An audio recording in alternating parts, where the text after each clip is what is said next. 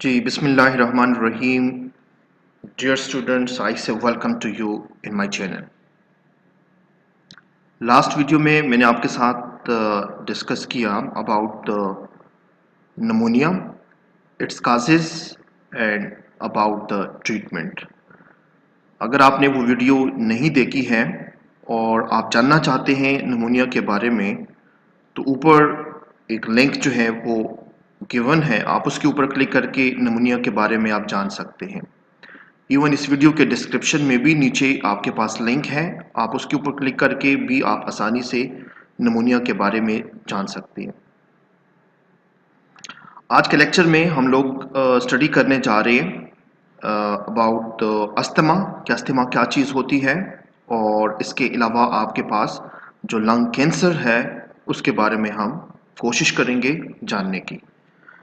So question number 1, and the question number 1 is, prior to the discovery of antibiotics, how many patients of pneumonia died? जैसे कि students आप जानते हैं, last lecture में मैंने आपके साथ डिस्कस किया कि नमूनिया की ट्रीटमेंट के लिए वी यूज़ एंटीबायोटिक्स, और एंटीबायोटिक्स आपको पता है कि ये वो मेडिसिन्स हैं जो कि बैक्टीरिया को किल करती है या फिर उसकी ग्रोथ को आपके पास क्या करती है, इनहिबिट करती हैं, उसको स्टॉप करती हैं। तो क्योंकि नमूनिया जो है ये बेसिकली एक बैक्टीरियल इन्फेक्शन था, दैट्स वाई हम लोग क्या करते हैं, एंटीबायोटिक्स का इस्तेमाल जो है वो करते हैं। लेकिन एंटीबायोटिक्स की डिस्कवरी से पहले आपसे सवाल किया गया है कि कितने लोग जो है वो आपके पास मर जाते थे। सो 4 ऑप्शन आपके पास है। ऑप्शन नंबर ए है 1/4, यानी कि 4 पेशेंट में से एक पेशेंट जो है वो आपके पास मर जाता था। या आपके पास ऑप्शन नंबर बी 2/3, यानी कि 3 पेशेंट में से 2 पेशेंट जो है वो आपके पास नमूनिया से के इन्फेक्शन से मर जाते थे। या ऑप्शन नंबर सी 1/2, यानी कि 2 में से एक पेशेंट जो है वो आपके पास इस इन्फेक्शन से मर जाता था। या फिर ऑप्शन नंबर डी 1/3, जो 3 में से एक पेशेंट जो है वो मर जाता था। सो 4 ऑप्शंस आपके पास है। One of them is the right answer. You have 10 seconds. You just think about it and then I tell you what is the right answer.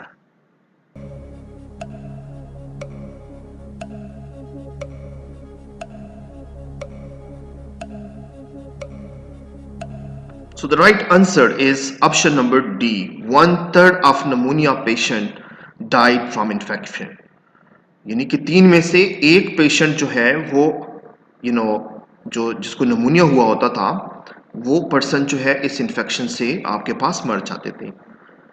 The question number 2 is asthma is, यानी कि आपसे पूछा गया है कि जो asthma है जो कि एक डिजीज है, राइट? सो ये डिजीज आपके पास क्या होती है? 4 ऑप्शंस आपके पास है। ऑप्शन नंबर ए, ये एक फॉर्म ऑफ इन्फेक्शन है जिसमें inflammation of bronchus take place करती है and wider the airway. Airway means जो आपके पास ब्रोंकाई है, ब्रोंक्यूल्स है, ये आपके पास क्या हो रही है, वाइडर हो रही है, मतलब उसका जो डायमीटर है वो इंक्रीज हो रहा है। तो आपसे पहला सवाल ये पूछा गया है कि ये जो पहला ऑप्शन है कि ये बेसिकली एक फॉर्म ऑफ इन्फेक्शन है, कोई इन्फेक्शन है जिसमें इन्फ्लेमेशन टेक प्लेस कर रही है, और इन्फ्लेमेशन की वजह से जो एयरवे है वो वाइडर हो रही है। फिर आपके पास ऑप्शन नंबर बी है, ये basically a form of infection है, inflammation in oral cavity, oral cavity में आपके पास इन्फ्लेमेशन हो रही है, सूजन हो रही है, एंड नैरोइंग द एयरवे, जिसकी वजह से जो एयरवे है वो आपके पास क्या हो जाती है, वो तंग हो जाती है। या ऑप्शन नंबर सी आपके पास है, अ फॉर्म ऑफ इन्फेक्शन है, रिड्यूस म्यूकस प्रोडक्शन, के म्यूकस की जो प्रोडक्शन है वो आपके पास रिड्यूस हो जाती है, कम हो जाती है, एंड इन्फ्लेमेशन ऑफ एल्वोलाई, या फिर इसकी वजह से जो एल्वोलाई है उसके अंदर इन्फ्लेमेशन टेक प्लेस करती है। या ऑप्शन नंबर डी है कि ये basically a form of allergy है जिसकी वजह से मोर म्यूकस प्रोडक्शन जो है वो टेक प्लेस करती है and narrowing of the airway, जो एयरवे है वो आपके पास क्या हो जाती है, नैरो हो जाती है. So one of them is the right answer. You have 10 seconds. You just think about it and then I tell you what is the right answer.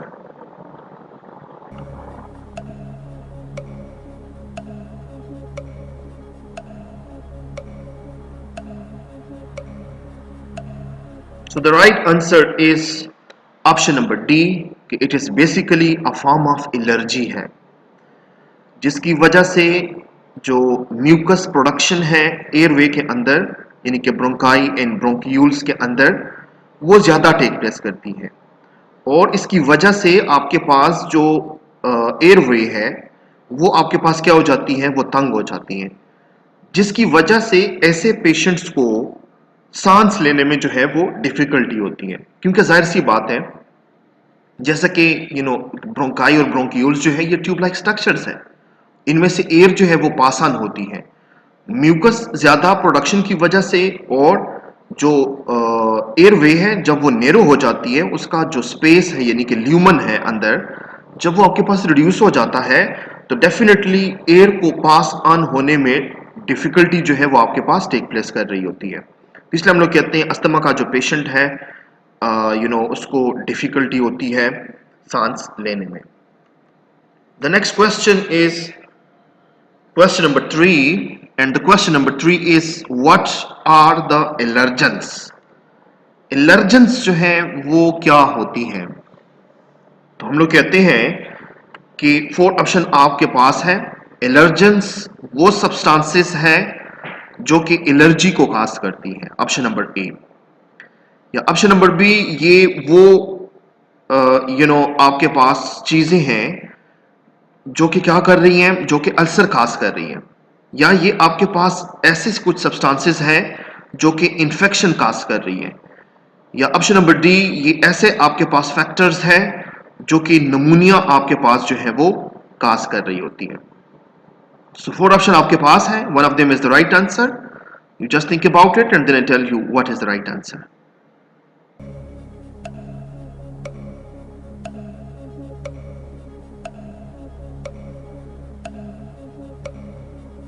So the right answer is option number A, and that is allergy causing factors.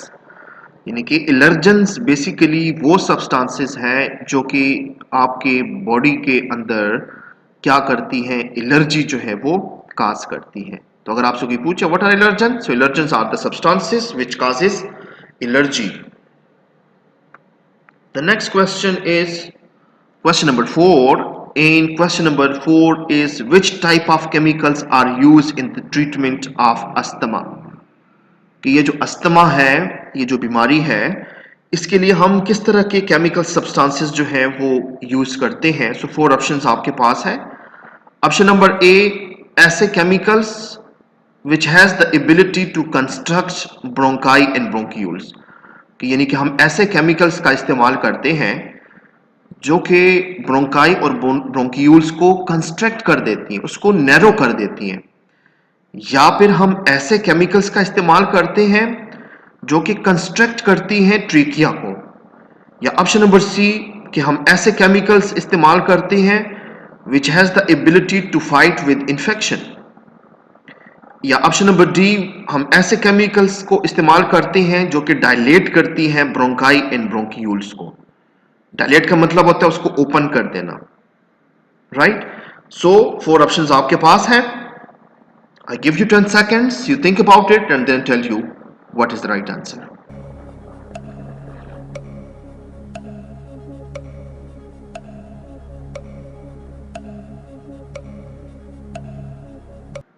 So the right answer is chemical with ability to dilate bronchi and bronchioles. जैसा कि dear students आप जानते हैं कि जो asthma है उसमें basically जब एलर्जेंस अंदर जाती है ये कंस्ट्रक्ट कर देती हैं जो ब्रोंकाई है और ब्रोंक्यूल्स को, उसको नैरो कर देती है.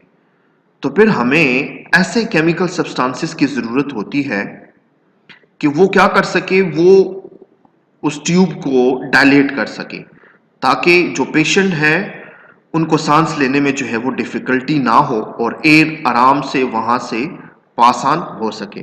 सो the right answer is option number D कि we have to use such kind of chemicals which has the ability to dilate bronchi and the bronchioles. The next question is question number 5. Medicine given to asthma patients are in the form of dash. कि हम लोग जो medicine दे रहे हैं asthma patient को तो वो किस फॉर्म में देते हैं. ऑप्शन नंबर ए, उनको कोई पिल्स दी जाती हैं, कोई टैबलेट्स दी जाती हैं, या ऑप्शन नंबर बी, उन्हें इनहेलर दिया जाता है, कोई स्प्रे लाइक सब्सटेंस होती है और जो कि इंसान जो है वो उसको इनहेल करता है, या फिर उसको सिरप दिया जाता है, या option number D none of these, इनमें से कोई भी चीज जो है वो उनको प्रोवाइड नहीं की जाती है. So you have 10 seconds, you think about it and then I tell you the right answer.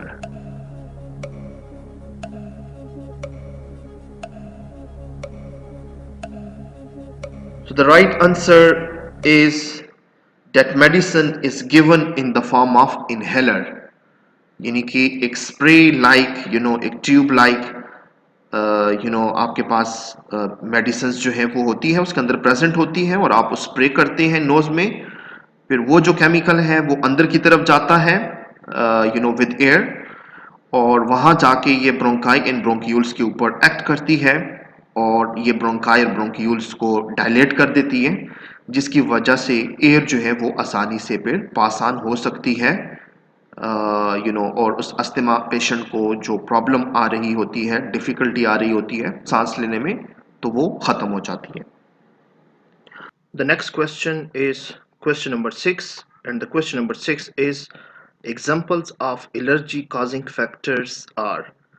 कि एलर्जी कॉज करने वाले फैक्टर्स सब्सटेंसेस के कुछ एग्जांपल्स जो है वो बताएं. 4 options are here. Option number A dust, option number B smoke, option number C perfume and pollens, and option number D all of these. So you have 10 seconds, you just think about it and then I tell you what is the right answer.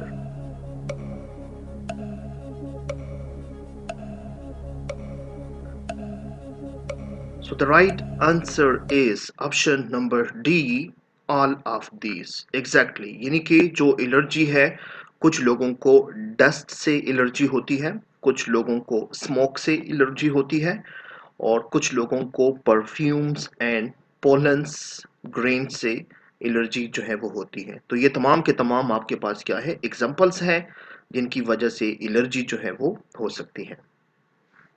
The next question is lung cancer is a disease of.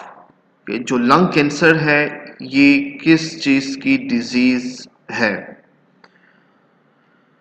4 options आपके पास है. Control cell division है which produce excessive mucus, कि इस disease के अंदर जो cell division है वो क्या कर रही है, वो कंट्रोल है और ज्यादा म्यूकस जो है प्रोडक्शन आपके पास टेक प्लेस कर रही है. ऑप्शन नंबर बी कि ये कंट्रोल सेल डिवीजन जो है वो आपके पास होती है. ऑप्शन नंबर सी ये सिंपल सेल डिवीजन है, या option number D uncontrolled cell division which produces tumour. 4 options आपके पास हैं. You just think about it and then I tell you the right answer. So the right answer is uncontrolled cell division which produces tumour. तो एक चीज आप हमेशा याद रखें, जब भी हम कैंसर की बात करते हैं और किसी भी कैंसर की बात करते हैं, तो cancer basically uncontrolled cell division होती है. जैसे कि डियर स्टूडेंट्स आप जानते हैं कि जो सेल की डिवीजन है, यानी कि let's suppose process of mitosis है, तो वो प्रोसेस ऑफ माइटोसिस जो है वो कंट्रोल होती है, राइट, कि कितनी कब स्टार्ट होनी है, कितनी तादाद में सेल्स बना के उसके बाद जो है वो स्टॉप हो जाती है, फर्दर सेल डिवीजन नहीं होती है. लेकिन अगर किसी भी रीजन की वजह से ये प्रोसेस स्टार्ट हो जाए और फिर आपके पास ये स्टॉप ना हो, तो ये जो सेल डिवीजन है ये बेसिकली अनकंट्रोल हो गया। तो इस अनकंट्रोल सेल डिवीजन की वजह से आपके पास मोर सेल्स जो है वो प्रोड्यूस हो जाएंगे, और फिर हम लोग क्या कहते हैं, उस डिजीज को बेसिकली कैंसर का नाम जो है वो देते हैं। So option number D is the right answer. It is basically the uncontrolled cell division है जो कि प्रोड्यूस करता है ट्यूमर, यानी कि वहां पर उस जगह पर जो एक्स्ट्रा सेल्स बन गई है, जो आउटग्रोथ बन गई है, राइट, उसको हम लोग क्या कहते हैं, ट्यूमर का नाम जो है वो दे रहे होते हैं। The next question is question number 8, and the question number 8 is the main causes of any cancer। कोई भी कैंसर के मेन काजेस जो है वो आपके पास क्या हो सकती है। सो 4 ऑप्शंस है। Option number A, carcinogens. Carcinogens वो सब्सटेंसेस होती है जो कि कैंसर को काज कर सकती हैं। या आपके पास option number B, ionising radiations. जैसा कि आप जानते हैं कि हमारे इन्वायरमेंट में रेडियो एक्टिव एलिमेंट्स जो हैं वो मौजूद होती हैं, और उन रेडियो एक्टिव एलिमेंट में से रेडिएशंस जो हैं वो एमिट हो रही होती हैं बाहर की तरफ। अगर आपका एक्सपोजर जो है इन रेडिएशंस के साथ जो है वो होती है, तो उससे भी आपके पास कैंसर जो है वो हो सकता है। या ऑप्शन नंबर सी, आपके पास वायरल इन्फेक्शन, कोई वायरस है वो इन्फेक्शन काज करे, तो भी आपके पास जो है ये कैंसर जो है वो आपके पास हो सकती है। या option number D, all of these, के जितने ये फैक्टर्स है, यानी कि कार्किनोजेंस की वजह से भी हो सकती है, रेडिएशंस की वजह से भी हो सकती है, और वायरल इन्फेक्शन की वजह से भी ये डिजीज जो है वो हो सकती है। So option number D is all of these. So you have 10 seconds, you think about it, and then I tell you what is the right answer.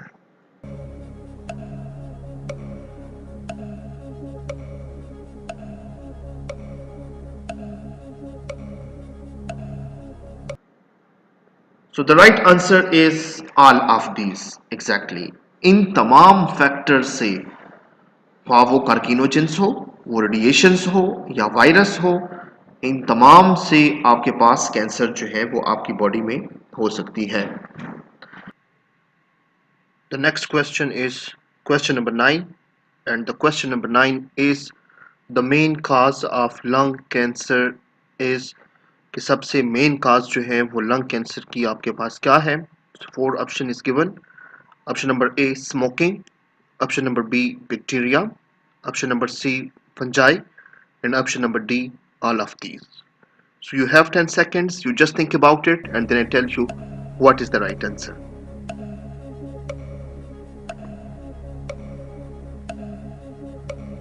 So the right answer is smoking. So the main cause of lung cancer is smoking, यानी कि ज़्यादातर जो lung cancer होती है वो उन लोगों में पाई जाती है जो लोग स्मोकिंग करते हैं, जो सिगरेट को स्मोक करते हैं। Number 10 is cigarette smoke contains a dash known carcinogens, कि सिगरेट की जो स्मोक है उसके अंदर कितने कार्किनोजेंस जो है वो आपके पास पाई जाती है।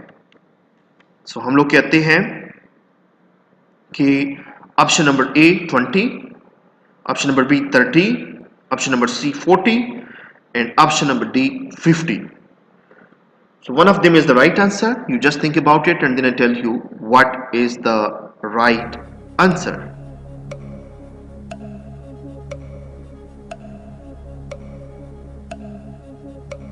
So the right answer is option number D, 50. Yes, exactly. जो सिगरेट की स्मोक है उसके अंदर यानी कि 50 डिफरेंट टाइप्स ऑफ कार्किनोजेंस जो है वो पाई जाती हैं। और जैसे कि स्टूडेंट्स आप जानते हैं कि कार्किनोजेंस वो सब्सटेंसेस है कि वो कैंसर आपके पास काज कर सकती है।